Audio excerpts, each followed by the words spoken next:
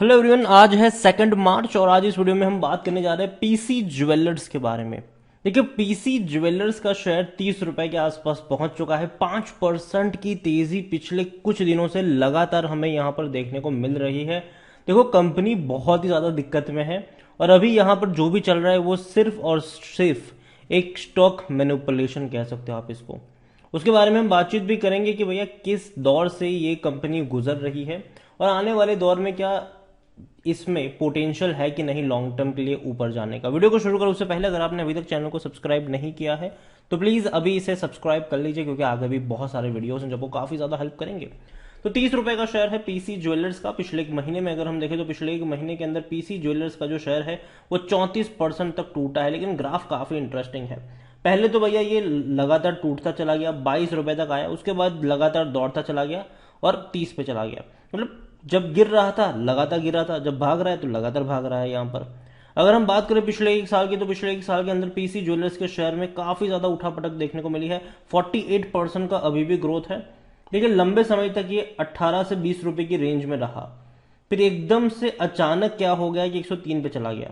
और एक्चुअली में ये जब तेजी आई थी तो उसका कोई रीजन नहीं था, ठीक है, कोई रीजन नहीं था इस तेजी का। इवन पीसी ज्वेलर्स ने खुद बोला था कि भैया हमें नहीं पता तेजी क्यों आ रही है, ठीक है, कोई ऐसा खास रीजन था नहीं। जबकि एक्चुअली में अगर आप देखोगे तो जो तेजी थी पिछले साल कहते हैं कि 7वें महीने में ये तेजी थी, दौड़ना शुरू कर दिया था और भागता चला गया, अक्टूबर एंड तक भागता चला गया, अक्टूबर एंड तक, ठीक है। जबकि पिछले साल अक्टूबर महीने में ही पीसी ज्वेलर्स को लेकर रिपोर्ट आई थी कि उन्होंने डिफॉल्ट किया है 3,465 करोड़ के आसपास की लोन फैसिलिटीज का। ये अक्टूबर की रिपोर्ट है पिछले साल की, ठीक है। लेकिन फिर भी शेयर प्राइस अगर आप देख रहे हो तो ये भाग रहा है, भाग रहा है शेयर प्राइस। अभी वापस गिरना शुरू हुआ। गिरने की वजह क्या थी? तो गिरने की वजह ये थी, ये खबर, ठीक है। हालांकि इसे पहले ही टूटना शुरू हो गया क्योंकि जो ये खबर आई थी, 4 बैंकों ने पीसी ज्वेलर्स को जो नोटिस भेजा है उसकी खबर आई थी फरवरी में, और शेयर जो गिरना शुरू हुआ था वो जनवरी से ही गिरना स्टार्ट हो गया था। अगर आप देखो तो यहाँ पर 11 जनवरी से ही ये गिरना स्टार्ट हो गया था। फरवरी में खबर आई थी कि 4 बैंकों ने भैया पीसी ज्वेलर्स को नोटिस भेजा हुआ है और नोटिस में भी भैया डिफॉल्ट का ही मामला है, पैसा लिया है, चुका नहीं रहे हैं। और कौन सी बैंक थी? तो आईडीबीआई बैंक थी, इंडियन बैंक थी, बैंक ऑफ इंडिया था और करूर व्यासा बैंक था, ठीक है।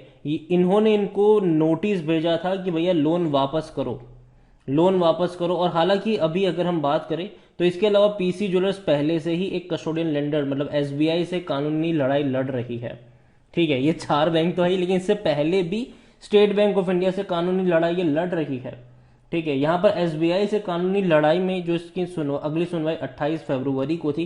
हालांकि अभी तक इसका कोई आउटकम निकल कर नहीं आया है, लेकिन फिर भी अगर आप देखो तो लगातार ये शेयर जो है वो बढ़ता जा रहा है, जबकि बैंक वाले पीछे पड़े हैं लोन को रिकवर करने के लिए। तो ऐसे सिचुएशन में अभी ये जो तेजी आई है, कोई पॉइंट में अभी ऐसी कोई खबर नहीं आई है जो कि बहुत ज्यादा अच्छी हो, बहुत ज्यादा एक्साइटिंग हो, ऐसी कोई खबर नहीं आई है।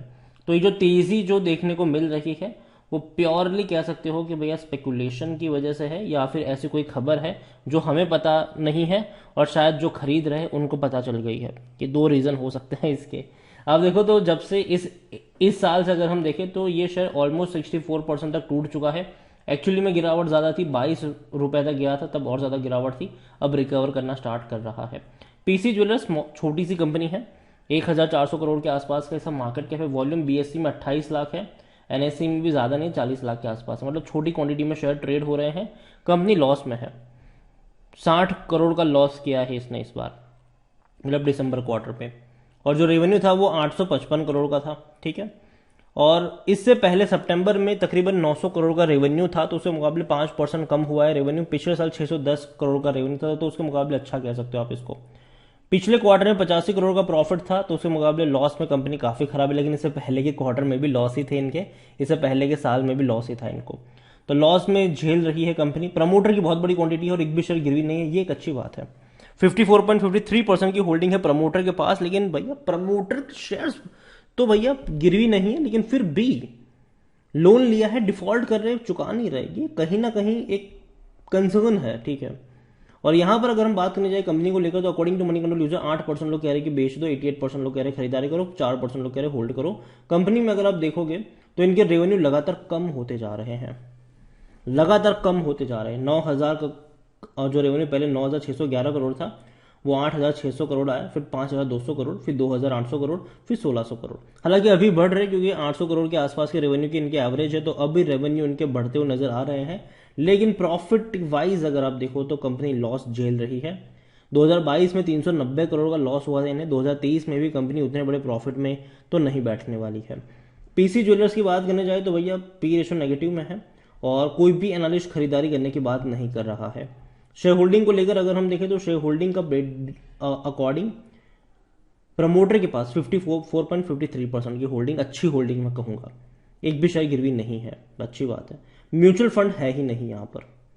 1.50% है डोमेस्टिक इंस्टीट्यूशन के पास, 2.15% है एफआईएल्स के पास। एफआईएल्स की होल्डिंग ज़्यादा है यहाँ पर। अगर आप मार्च से कंपेयर करोगे तो एफआईएल्स की 1% की होल्डिंग थी, आज वो बढ़ चुकी है। एफआईएल्स की होल्डिंग बहुत ज़्यादा बढ़ चुकी है। और रिटेल इन्वेस्टर के पास होल्डिंग कम है, 12% की है अभी के वक्त में। जो पहले मार्च में रिटेल इन्वेस्टर 23% लेकर बैठा था, मतलब आधी हो गई। जो खरीदारी करी है वो खरीदारी एक्चुअली में अदर पार्टीज की तरफ से हुई है। 29.77% की होल्डिंग अदर पार्टीज के पास है। तो देखो ये दिसंबर का डेटा था, ठीक है। और दिसंबर तक अगर हम देखें तो पीसी ज्वेलर्स का जो शेयर प्राइस था वो एक्चुअली में काफ़ी हाई प्राइस पे था, ठीक है, एक्चुअली में काफ़ी हाई प्राइस पे था। और तब तक अगर हम देखें तो यहाँ पर आप देखो तो दिसंबर तक अच्छी खासी क्वांटिटी थी, ठीक है। और यहाँ पर मुझे लगता है कि अब जब मार्च क्वार्टर का डेटा आएगा ना, तो शायद हो सकता है यहाँ पर कि जो अदर पार्टीज की जो होल्डिंग थी 29.77%, ये शायद कम होती नजर आएगी आपको, और रिटेल वालों की ज़्यादा नजर आएगी। क्योंकि देखो यहाँ पर क्या होता है पता है, ऐसे कंपनी में जब कोई न्यूज़ नहीं होती है, बस ऐसे ही भाग रहे होते हैं, तो अदर पार्टीज में गेम चलते हैं यहाँ पर। और शायद हो सकता है कि यहाँ पर अदर पार्टीज धीरे धीरे धीरे धीरे खरीदारी कर रही थी। अगर आप यहाँ पर देखो तो अदर पार्टीज धीरे धीरे माल उठा रही थी। यहाँ पर जो होल्डिंग पहले 19.53% थी, जून में वो बढ़कर हो गई 21.45%, सितंबर में वो बढ़ के हो गई 28.54%, और दिसंबर में वो हो गई 29.77%।